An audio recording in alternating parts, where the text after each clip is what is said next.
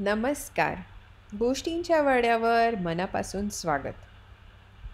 भोंकूच्या चपातीचा मजेदार प्रवास वाचूया. गेली चपाती, आली चपाती. ही गोष्ट लिहिली आहे अमर गोस्वामी यांनी. चित्र काढली आहे पार्थो सेन गुप्ता यांनी. मराठी अनुवाद केला आहे उत्कर्षा मनीष यांनी.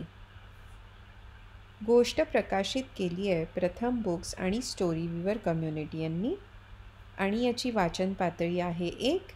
लायसन्स्ड अंडर CC BY 4.0 लायसन्स. कमलच्या घरात एक कुत्रा होता. त्याचं नाव होतं भोंकू. एके दिवशी कमल भोंकूला चपाती द्यायला गेला तेव्हा एक माकड त्याच्या हातातून चपाती हिसकावून पळाले. ते त्यांच्या घराच्या छताच्या भिंतीवरच जाऊन बसले.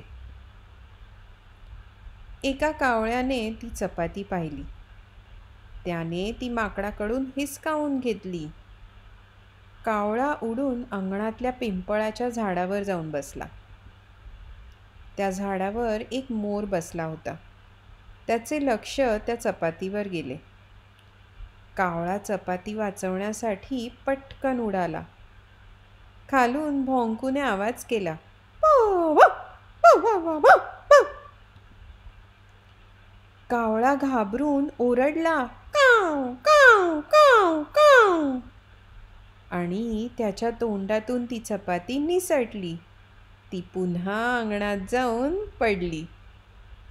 भोंकूने त्या चपातीवर झडप घालून ती उचलली. ज्याची चपाती होती ती त्यालाच परत मिळाली.